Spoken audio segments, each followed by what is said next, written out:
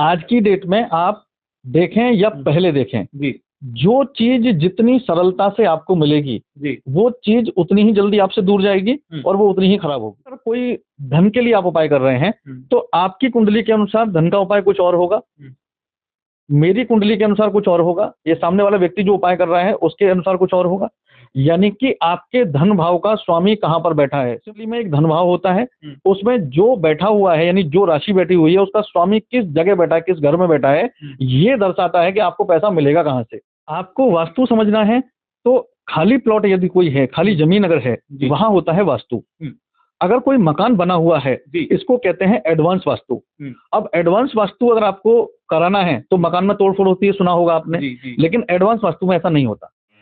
नमस्कार, मैं अंश माथुर, आप देख रहे हैं बरेली ब्रेकिंग न्यूज और इस वक्त हम लोग मौजूद हैं बरेली में गुरुदेव कृष्णा शर्मा जी के पास, जो आज हमको बताएंगे कि एस्ट्रोलॉजी को लेकर जो तमाम आशंकाएं लोगों के मन में चलती हैं, लोगों को भय रहता है कि आने वाले भविष्य में उनके करियर को लेकर क्या वो चिंताएं हैं जो लगातार उनके लिए बनी हुई हैं, लोगों को काफी सवाल रहते हैं, तो वो किस तरीके से इन चिंताओं को दूर कर सकते हैं और उनका हल जान सकते हैं। तो आज हम लोग गुरुदेव के पास पहुंचे हैं, गुरुदेव कृष्ण जी के पास, जिनसे जानेंगे कि किस तरीके से इन सब चीजों का समाधान मिल सकता है। गुरुदेव के बारे में आपको बात करें तो 19 वर्ष का अनुभव है गुरुदेव के पास और एस्ट्रो आश्रम के तहत एक ये संस्थान बरेली के 100 फीटा रोड पर चला रहे हैं। आइए जानते हैं। सबसे पहले गुरुदेव आपका स्वागत है। भैया राधे राधे सबको। आपके जितने व्यूअर हैं और आप लोग यहाँ आए हैं इसके लिए बहुत हृदय से आपका आभार है, धन्यवाद कि आपने एक ऐसे टॉपिक को लेकर आप सामने लोगों के जा रहे हैं जिसमें बड़ा भ्रम रहता है लोगों को, हमको जाना चाहिए नहीं जाना चाहिए, कुछ को अविश्वास है, कहीं देखें तो बहुत लोगों को बहुत ज्यादा विश्वास है। तो ये विश्वास और ये अविश्वास के बीच में एक शब्द आता है अंधविश्वास जी, तो उसको हटाने के लिए आपका जो ये मुहिम है जिसके लिए आप आए हैं आज, इसके लिए बहुत बहुत धन्यवाद आपका। 12 पास के बाद आता है तो उसको रहता है कि कैसे मैं करियर में आगे बढ़ूं, क्या करूं क्या नहीं करूं, तमाम सवालात रहते हैं और वो कश्मकश की जिंदगी जीने लगता है, फिर डिप्रेशन की तरफ चला जाता है और एक समय ऐसे आता है कि पढ़ाई भी बहुत कर ली लेकिन कुछ हो नहीं पा रहा है और कई जगह इंटरव्यू दे रहा है और तमाम कोर्स भी कर लिए, लेकिन वो कह सकते हैं ना कि 15 लाख की पढ़ाई करने के बाद 15,000 की नौकरी हाथ नहीं होती है, तब उसके सामने बहुत से प्रश्न चिन्ह उसकी जो है काबिलियत पे लगते हैं। तो ऐसे में क्या करे वो? देखिए, प्रश्न जो है वो है करियर को लेकर। जब किसी बच्चे की कुंडली देखी जाती है तो 14 वर्ष से लेकर 21 वर्ष के बीच में ग्रह कारक बनते हैं किसी भी व्यक्ति के। अब 21 वर्ष की उम्र जब बच्चे की होती है तो वो ग्रेजुएट हो चुका होता है और उसके बाद पोस्ट ग्रेजुएट करके वो नौकरी के लिए जाता है। अब ऐसे में यदि हम कुंडली की बात करें या हम बात करें कि ज्योतिष क्या काम करेगा इसमें, कि जिस समय पर बच्चा बहुत ब्रिलियंट है, उसने पढ़ाई अच्छे संस्थान से की हुई है और वो होशियार भी है, उसको सब्जेक्ट की नॉलेज भी है, लेकिन उसको नौकरी नहीं मिल रही, तो ऐसे में आप मानकर चलिए कि उस बच्चे का कार्यक्षेत्र खराब हो गया है या उसकी कुंडली के अनुसार उसके महादशा और अंतरदशाओं और लग्नेश का जो योग है वो ऐसा खराब हुआ है। तो आप उसको एक साधारण शब्दों में कह सकते हो कि बच्चा तो बहुत अच्छा है, कुंडली भी बहुत अच्छी है, लेकिन उसका समय जो है वो उसके पक्ष में समय पे नहीं है। तो उस समय पर उस बच्चे का जो कुंडली हम बनाते हैं, उस कुंडली को बनाकर ये चेक करते हैं कि कहाँ कहाँ पर समस्याएं आ रही हैं और वो साधारण सी रेमेडी यदि वो बच्चा करता है या उसके परिवार में उसकी माता करती है या वो विवाहित है उसको उसकी पत्नी करती है, तो बहुत जल्दी उसका जो असफलता उस सफलता में नहीं बदल रही थी, बहुत जल्दी सफलता में बदलती है। बस ध्यान ये रहे कि आपको सही समय पर ये क्लिक कर जाना चाहिए कि समय हमारे पक्ष में है कि नहीं। ये सबको पता होता है कि हमारे काम अब नहीं बन रहे, प्रयास करने के बाद नहीं बन रहे, इसका मतलब कहीं ना कहीं प्लैनेट हमको सपोर्ट नहीं कर रहे हैं। ऐसे ही जैसे मैंने बात की कि तमाम लोगों की जो सवाल होते हैं कि करियर को लेकर, करियर के बाद आता है कि हर किसी की एक सपना होता है कि सपनों का एक वो अपना घर सजाए, घर को लेकर, लेकिन वो घर ले लेता है, तमाम उसके सामने ऐसे चीजें आती हैं कि वास्तु दोष भी उसको जो है सामना करना पड़ता है। कभी कभी ऐसी जल्दबाजी होती है या पूर्वजों की पुश्तैनी जमीन होती है या मकान बना हुआ होता है, तो उस चीज में वास्तु दोष को भी लेकर काफी चीजों से वो संघर्ष करता आ रहा होता है। तो कैसे वो चेक कर सकता है कि कहीं उसके घर में वास्तु दोष तो नहीं, जमीन में वास्तु दोष तो नहीं, उसके लिए क्या करना चाहिए? देखिए, अगर वास्तु की बात करें तो इस पर बहुत संक्षिप्त में बता रहा हूं क्योंकि वीडियो बहुत लंबा हो जाएगा। आपको वास्तु समझना है तो खाली प्लॉट यदि कोई है, खाली जमीन अगर है, वहां होता है वास्तु। अगर कोई मकान बना हुआ है, इसको कहते हैं एडवांस वास्तु। अब एडवांस वास्तु अगर आपको कराना है तो मकान में तोड़फोड़ होती है, सुना होगा आपने, लेकिन एडवांस वास्तु में ऐसा नहीं होता। एडवांस वास्तु में ये है कि यदि किसी के घर में वास्तु संबंधी समस्या है और किसी ने बताया आपका वास्तु खराब है या आपके पितृ खुश नहीं है, तो वो अपने घर का साउथ वेस्ट का एरिया यानी कि दक्षिण पश्चिम का एरिया और इसके अलावा नॉर्थ ईस्ट यानी कि उत्तर पूर्व का एरिया, अगर ये उसने ट्रीट कर लिया, अगर खराब है तो, जैसे कि इसमें टॉयलेट नहीं होना चाहिए, किचन नहीं होना चाहिए, साउथ वेस्ट अगर है एरिया तो वहां पर ओपन एरिया, दरवाजा नहीं होना चाहिए, साउथ वेस्ट का गेट नहीं होना चाहिए, इनका कोई सोल्यूशन नहीं है। तो कुछ जगह ऐसी जहाँ सोल्यूशन नहीं है, वरना एडवांस वास्तु में सबके सोल्यूशन है, जिसमें बिना तोड़ फोड़ के आप अपने घर को वास्तु ऑस्पिशियस बना सकते हो और अपने घर को वास्तु के अनुकूल बनाकर अपने जीवन में सफलताएं प्राप्त कर सकते हो।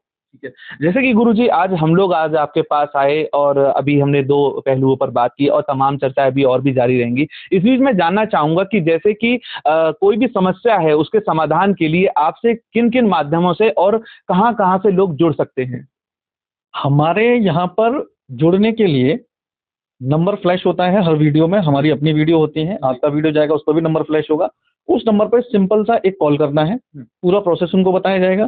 3 माध्यम से हम मिलते हैं। पहला माध्यम है फिजिकल, तो हमारे आसपास 250 से 300 किलोमीटर के लोग हमसे मिलने भी आते हैं, कभी कभी दूर के लोग भी मिलने आते हैं। इसके अलावा फोन कॉल पे हमसे बात कर सकते हैं। और तीसरा ऑप्शन होता है वीडियो कॉल, कि हमसे कोई फिजिकली मिलना चाहता है लेकिन नहीं मिल पा रहा है, तो वो हमसे वीडियो कॉल पे बात करता है। और वीडियो कॉल का माध्यम भी हमारे पास है, जिससे कि वो अपनी समस्याओं का समाधान ले सकता है। इसमें कहीं भी ये ना समझे कि मीटिंग पर कुछ और मिलेगा, कॉल पर कुछ और मिलेगा, वीडियो कॉल पर कुछ और मिलेगा।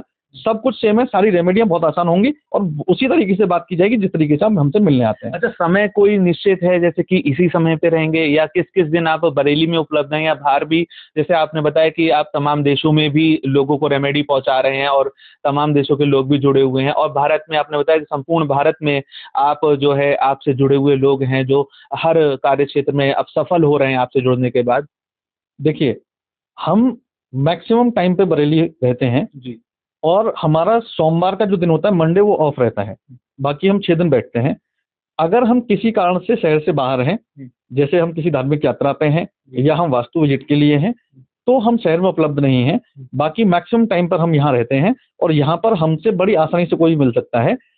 अपॉइंटमेंट लीजिए और अपॉइंटमेंट लेने के बाद में जब हम मिलते हैं तो हमारी एक और खास बात हम बता दें कि जब भी हम किसी ज्योतिषाचार्य से मिलने जाते हैं या किसी गुरु से मिलने जाते हैं या कहीं जाते हैं, तो हमको मन में ये रहता है कि कहीं हमारा पहचान वाला तो नहीं मिल जाएगा, क्योंकि बहुत छोटा शहर है, हमको सब जानते हैं, हर एक दूसरे व्यक्ति को दूसरा व्यक्ति जानता है।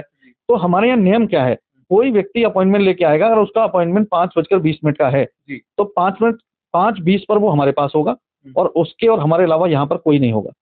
यानी कि अगर उसके आगे या उसके पीछे मीटिंग होगी तो उनका आपस में कोई कनेक्शन नहीं होगा। यानी कि जो उनके बाद आएगा वो बाहर वेटिंग एरिया में बैठेगा। यानी ऐसा नहीं है कि जिनकी मीटिंग है वो भी बैठे हैं, जिनकी मीटिंग हो चुकी वो भी बैठे हैं, जो बाद में मीटिंग होने वाली आधा घंटा वो भी बैठे हैं। डॉक्टर की तरह यहाँ पर भीड़ लगने वाली नहीं है, 1 बाई 1 मीटिंग होगी।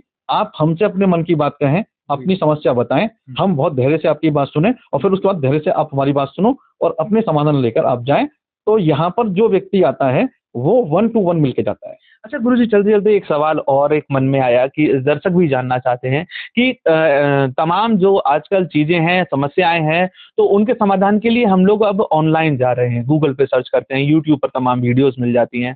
तो ऐसे ही कुछ समस्या अगर किसी के घर में चल रही है और वो डायरेक्टली यूट्यूब से ढूँढ कर कोई उपाय करने लगता है, रत्न धारण कर लेता है, तो उनके लिए क्या रेमेडी होनी चाहिए? क्या वो तरीका सही है?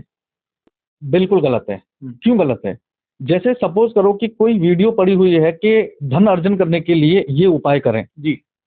अब कुछ उपाय लाल किताब के हैं, वो कोई भी कर सकता है, लेकिन हमारे जो उपाय हैं वो वैदिक हैं। जी। आप अगर कोई धन के लिए आप उपाय कर रहे हैं तो आपकी कुंडली के अनुसार धन का उपाय कुछ और होगा, मेरी कुंडली के अनुसार कुछ और होगा, ये सामने वाला व्यक्ति जो उपाय कर रहा है उसके अनुसार कुछ और होगा। यानी कि आपके धन भाव का स्वामी कहाँ पर बैठा है, सिंपल सा बहुत साधारण शब्दों में कि कुंडली में एक धन भाव होता है, उसमें जो बैठा हुआ है यानी जो राशि बैठी हुई है उसका स्वामी किस जगह बैठा है, किस घर में बैठा है, ये दर्शाता है कि आपको पैसा मिलेगा कहाँ से। उससे संबंधित रेमेडी करने से आपको सबसे जल्दी पैसा मिलेगा। अब जनरली वीडियो देखकर हम कोई उपाय करेंगे तो आप ये सर्वे करके देख लीजिएगा कि जो जनरल उपाय किए जाएंगे या जो YouTube से देख के किए जाएंगे या तो वो सही नहीं होंगे या उनके लाभ 1% से भी कम संख्या में आपको मिलेंगे जो उसके लाभ होते हैं। तो नहीं करने चाहिए जब तक कि कोई परामर्श आपके पास ना हो। जैसे मेडिसिन होती है उसमें साफ साफ लिखा होता है कि डॉक्टर के सानिध्य में आप इसका सेवन करें या उनसे संपर्क करें। तो ऐसे ही अगर कोई रेमेडी करना चाहते हैं तो आपके आसपास कोई पंडित जी हैं, आपके आसपास कोई ज्योतिषाचार्य हैं कोई एस्ट्रोलॉजी करते हैं, उनसे आप संपर्क करें, उसके बाद समझें उनसे। अगर आपकी कुंडली के अनुसार वो सही होगा तो आपको सजेशन देंगे, फिर आप कर सकते हैं। यदि कोई भी काम करना है तो आपको निरंतर और एक सतत प्रक्रिया के तहत चलना होगा। बिल्कुल भैया, डेडिकेशन के साथ और निरंतरता के साथ किया गया कोई भी काम, यानी कि एकाग्रता के साथ, भरोसे के साथ, श्रद्धा के साथ, यानी कि और निरंतरता के साथ किया गया कोई भी काम, मैं एस्ट्रोलॉजी की बात नहीं कर रहा हूँ, निरंतरता के साथ किया गया कोई काम और पूरे भरोसे से, मन से, विश्वास से अगर आप करेंगे, आपको हर काम में सफलता मिलेगी। और ध्यान ये रहे, सफलता और असफलता ये जीवन का नियम है। ऐसा कोई व्यक्ति नहीं है जिसने हर काम किया और हर काम में सफल हो गया हो। कहीं ना कहीं असफलता आती है। असफलता आपको ये दर्शाती है कि आपने प्रयास किया, कहीं कमी रही है, उसके लिए हमको दोबारा प्रयास करना है। तो इसलिए असफलताओं से कभी नहीं घबराना है, हमको अविश्वास कभी नहीं लाना है। अपने मन में जो भाव है उसको श्रद्धा का रखें और निरंतरता से करें, निश्चित रूप से लाभ होते हैं। अपने भाव और अपने जो मनोबल है उसको आप बढ़ा सकते हैं। एस्ट्रो आश्रम आइए, बरेली में, ये 100 फीटा रोड पर स्थित है और गुरुदेव कृष्ण जी से आप मिल सकते हैं और अपनी जो भी तमाम जो जीवन में चल रही समस्याएं हैं उनका सार्थक समाधान पा सकते हैं। आप देख रहे हैं Bareilly breaking news, camera person Abhishek के साथ मैं अंश माथुर। नमस्कार।